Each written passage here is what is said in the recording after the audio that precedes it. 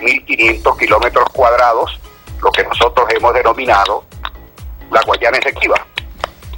Ese hecho bochornoso se cometió el 13 de octubre de 1899 con la firma del írrito y nulo laudo arbitral de París, que no lo hemos aceptado en ningún momento, que no tiene fuerza ni eficacia jurídica y que por supuesto la contraparte, en este caso la Guyana, no puede esgrimirlo como argumento válido en ningún escenario, mucho menos en la Corte Internacional de Justicia, donde ahora se pretende dirimir. Sí, doctor, además Joandri, discúlpame un momentico, yo quiero hacer una observación. Lo escuchamos. En este hecho nos necesitamos todos los venezolanos. Debe concitar el mayor esfuerzo de solidaridad venezolanista, indistintamente de las posiciones políticas, ideológicas, confesionales, raciales, sociales.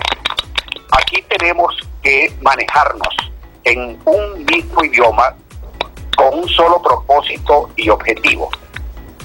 Primero, sembrar conciencia, así como ustedes lo están haciendo elogiablemente a través de este programa, Joandri y Wendy, y por supuesto este apreciable canal de comunicación social Popular 106.1 FM. Lo hemos venido nosotros replicando en todas las universidades del país.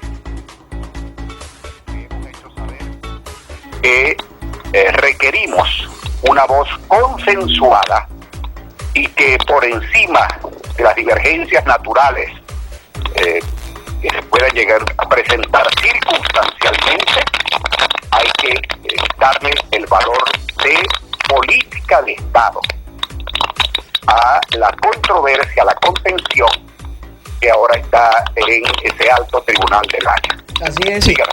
Y más aún, doctor, disculpe que lo interrumpa, doctor Abraham, más aún cuando el pasado 2 de agosto asumió el nuevo presidente de la República Cooperativa de Guayana, Irfan Ali, quien además con motivo de la solicitud que se adelanta este país ante la Corte Penal Internacional en cuanto a la disputa sobre el territorio Esequibo, ha declarado lo siguiente. Quería compartir con usted, doctor Abraham, y que nos comentara. Declaró: si Venezuela insiste en la no comparecencia, hagan valer el artículo 53 del Estatuto de la Corte. Así que ha tomado en cuenta que Venezuela no reconoce la jurisdicción de la Corte Internacional de Justicia.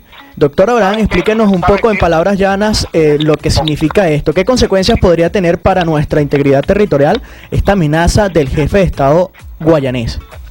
Te agradezco, Joandri, enormemente que hayas aludido de manera específica a ese tema que se dio en el acto de toma de posesión del nuevo presidente de Guyana, el musulmán Mohamed Irfan Ali.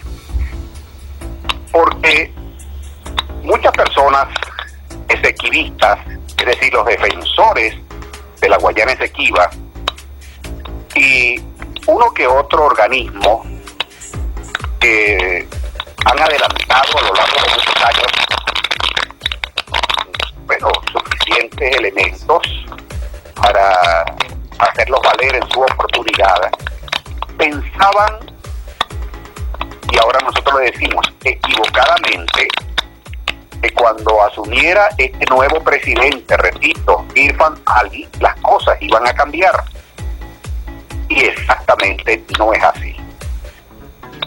El día 19 de enero del 2018, el expresidente de Guyana, David Granger, introduce unilateralmente e inconsultamente en la Corte Internacional de Justicia un recurso interpuesto de demanda contra Venezuela, pidiendo, entre otras cosas, la siguiente pretensión procesal: que Venezuela admita como válido y vinculante el laudo de París del 3 de octubre de 1899, que ya lo hemos señalado, que es un documento tramposo, que allí se armó un ardid más diplomático que jurídico, donde nosotros no participamos, que no tuvo suficiente motivación y fundamentación, y no lo reconocemos. Sí, ese punto queríamos llegar, doctor Abraham, el por qué Venezuela insiste en no comparecer a la Corte Internacional de Justicia, porque no reconoce. Ese es otro argumento, Wendy, que voy a esbozar. Dirigirnos a quienes manejan la política exterior venezolana para que ratifiquemos ahora en septiembre, cuando la Corte Internacional de Justicia, y con esto engancho lo que decía Wendy, de la no comparecencia. Tenemos suficientes elementos probatorios desde todo punto de vista jurídico, cartográfico, político, demográfico, para rebatir la pretensión procesal de Guyana. Pero nosotros no somos firmantes del acuerdo ni del Pacto de Bogotá de 1948. No le concedemos ni competencia ni jurisdicción a la Corte Internacional de Justicia. Ellos se fueron por la vía de la judicialización de la controversia y lo hicieron por sus propios medios. Nosotros preferimos reinvocar algo que está contenido también en el artículo 33 de la Carta de las Naciones Unidas, que es la figura de mediación a través del buen oficiante. Iba conversando de esas últimas acciones que se han dado en torno a la situación territorial del Esequibo. Doctor Abraham, ya sabemos un poco, más o menos, la posición de Venezuela, que se ha acogido al Acuerdo de Ginebra de 1966. Ha reiterado que no comparecerá a la Corte Internacional de Justicia por no estar este mecanismo contemplado en los métodos de resolución de esta controversia territorial. ¿Por qué se empeña Guayana en judicializar este asunto, doctor, y desconocer el Acuerdo de Ginebra?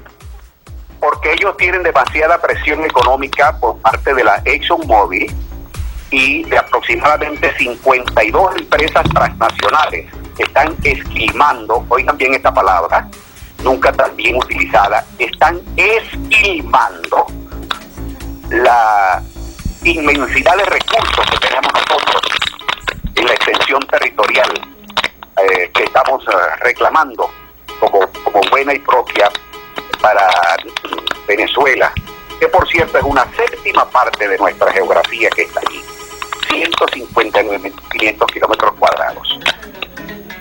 Teníamos otra vía, Joandri, que era el Forum Prorrogatum, así se conoce en el derecho internacional público, es decir, admitir de hecho y de derecho la competencia y la jurisdicción de la Corte Internacional de Justicia. Nosotros preferimos mantener como asidero el Acuerdo de Ginebra firmado el 17 de febrero de 1966 e invitamos a la contraparte a que se siente a buscarle, de acuerdo con como lo dice ese último documento citado, la vía del arreglo práctico, pacífico y satisfactorio para ambas partes. Ellos se fueron directamente a la Corte Internacional de Justicia. Nosotros esperamos que la Corte no se lleve por delante sus propios estatutos, por lo que estaba mencionando Wendy, que es, por ejemplo, intentar juzgar a Venezuela en ausencia. Ese es un documento complementario que se llama addendum, es decir, lo introdujeron posteriormente para que, de acuerdo con el 53 de los estatutos de la Corte Internacional de Justicia, Venezuela sea juzgada, sentenciada en ausencia si no se presenta en el mes de septiembre. Venezuela no se va a presentar y Venezuela va a seguir invocando los propios estatutos de la Corte para que ella, antes de emitir alguna sentencia, un acto condenatorio contra nosotros, revise el 36 y el 37 de la misma Corte Internacional de Justicia, que señala, primero, examinar si tiene jurisdicción y competencia para llegar a dirimir en forma y fondo este acto litigioso en el que nosotros hemos venido batallando desde hace muchísimos años. Doctor Abraham. Aló. Dígame. Aunado a lo que usted está diciendo, la Corte Internacional de Justicia está evaluando si se declara competente o no en esta materia. De declararse ellos mismos competentes en la materia, ¿qué debe hacer el Estado venezolano? Bueno, primero tendríamos que hacer una denuncia en voz en eco en todas las instancias internacionales del atropello y de la tropelía que se está cometiendo contra nuestro país. Porque nosotros no somos, ya lo dije, firmantes del Pacto de Bogotá de 1948. Lo pueden revisar. Quienes suscriben el Pacto de Bogotá de 1948 admiten directa y automáticamente la jurisdicción de la Corte Internacional de Justicia para los litigios interestatales. Por ejemplo, la Corte Internacional decidió el caso de Colombia y Nicaragua por las islas de San Andrés.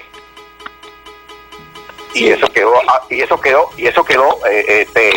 sin ningún tipo de apelación, porque lo dice el artículo 70 del mismo estatuto de la Corte. Sus actos y sentencias son inapelables e irrecurribles. De modo que nosotros tendríamos, por la pregunta que me está haciendo Wendy, que prepararnos en este momento en una doble vertiente.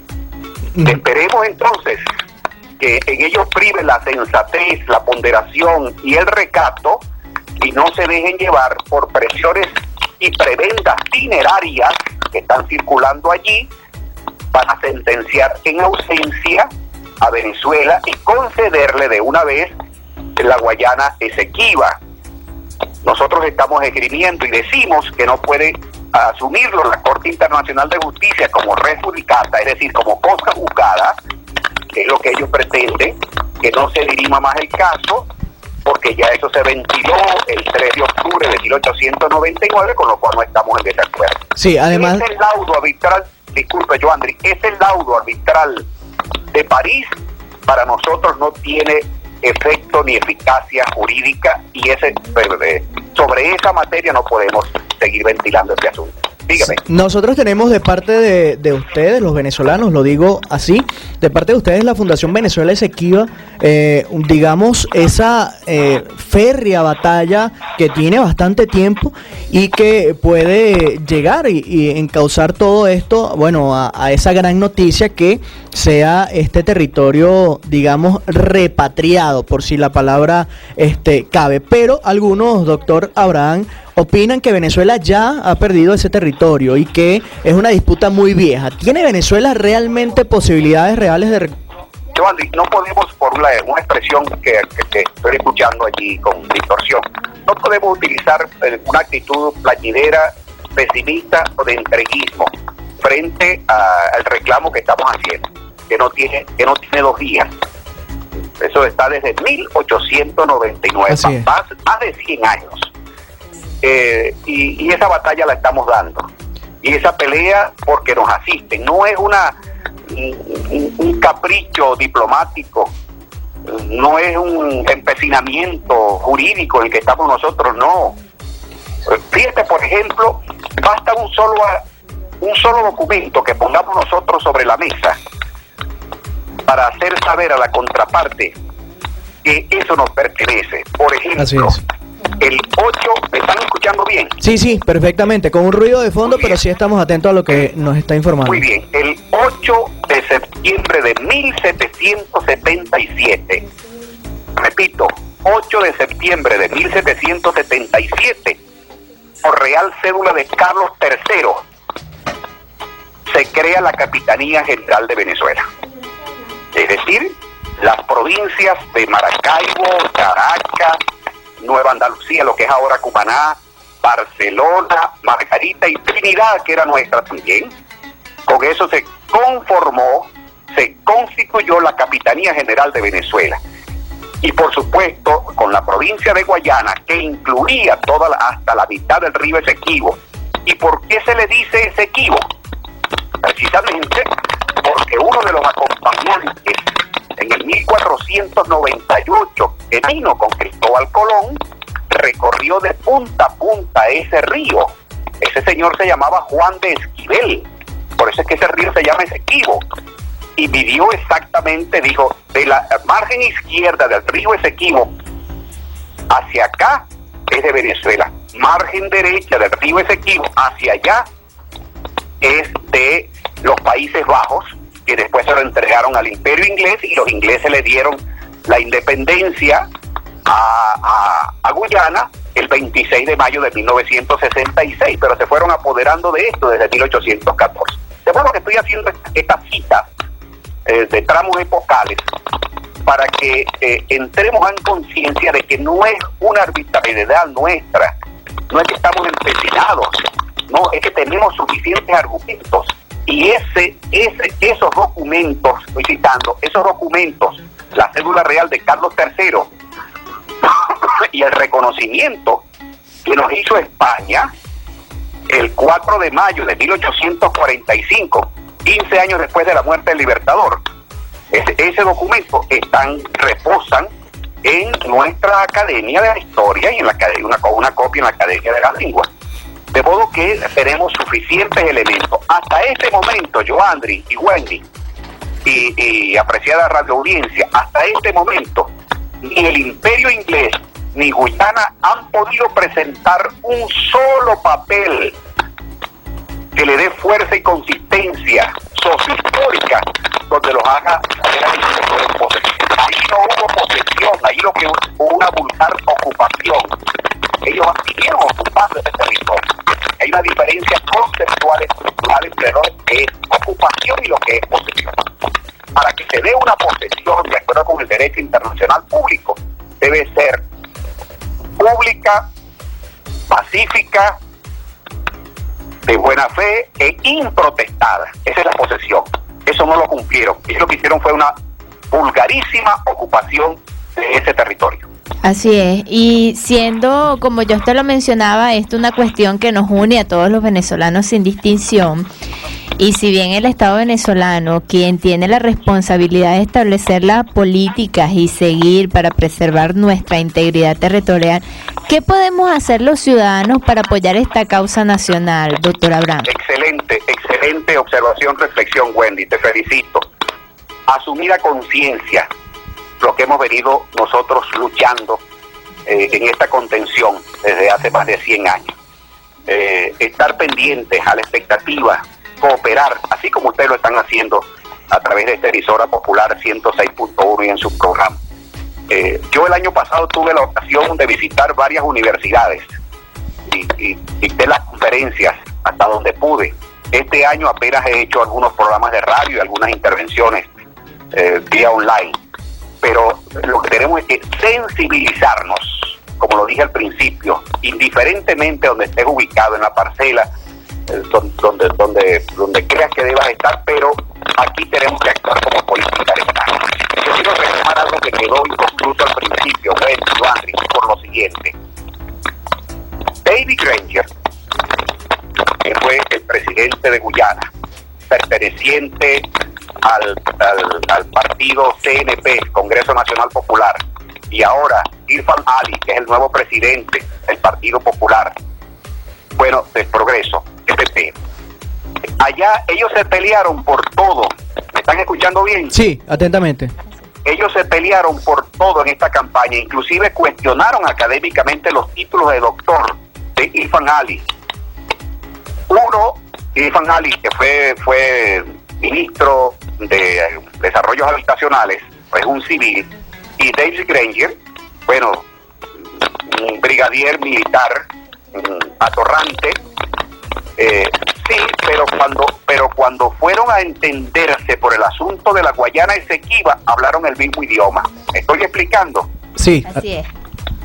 Irfan Ali, lo primero que hizo una vez que tomó posesión fue llamar a la comisión que David Granger había nombrado, se llaman los coagentes. Son 5 personas que reconocemos nosotros, que están bien formados en Derecho Internacional Público, Irfan Ali llama a esta comisión para que ratifique con toda su fuerza, así como tú lo leíste en ese artículo que yo escribí, que ratifiquen con toda su fuerza la demanda que tienen introducida contra nosotros en la Corte Internacional de Justicia. No movió un ápice. Y en este momento, cuando estamos revisando todas las informaciones, precisamente Irfan Ali, el nuevo presidente de Guyana, le está pidiendo a la ExxonMobil mayor estrategia de exploración y de explotación de los recursos nuestros, no solo en la Guayana Esequiba, la parte territorial, sino en la proyección marítima, es decir, en nuestro mar territorial, en nuestra zona contigua y en la zona económica exclusiva, hasta los 200 millas náuticas. De modo que no es ningún santico, lo voy a decir en buen venezolano. Pensamos que con Irfan Ali las cosas podían mejorar. No. Ellos están cosidos punto atrás, como dice uno en buen cristiano, sobre este hecho, y lo están manejando como política de Estado. Acaba de nombrar, en este momento, en la tarde de hoy, nombró como asesor de la Cancillería a un ex candidato presidencial que compitió con él, partido de oposición, pero que es conocedor de la materia.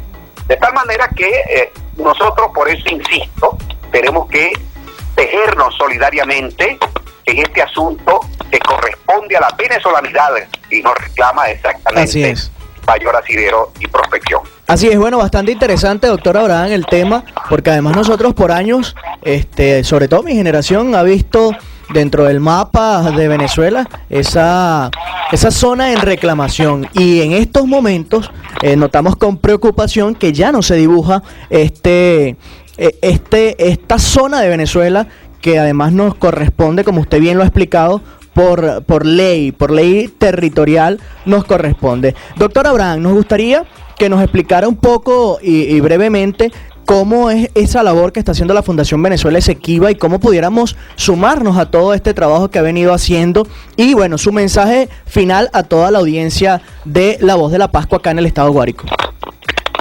Venezuela Esequiba, el Instituto Venezolano de Asuntos Fronterizos, la Comisión para la Defensa del Esequibo en la Asamblea Nacional, el Consejo Venezolano de Relaciones Internacionales y otros organismos y personalidades han estado abocados, pero fundamentalmente la Fundación Venezuela Esequiba, que nosotros la alabamos de muchas formas por la preocupación de gente joven que hay allí, profesionales universitarios, la carta cabal, de primera línea, que están conscientes de este asunto que va mucho más allá de apetencias y de mezquindades. Por eso yo reitero que toda la programación que haga Venezuela Esequiba estará enmarcada con la mayor sinceridad y honestidad por nuestro país.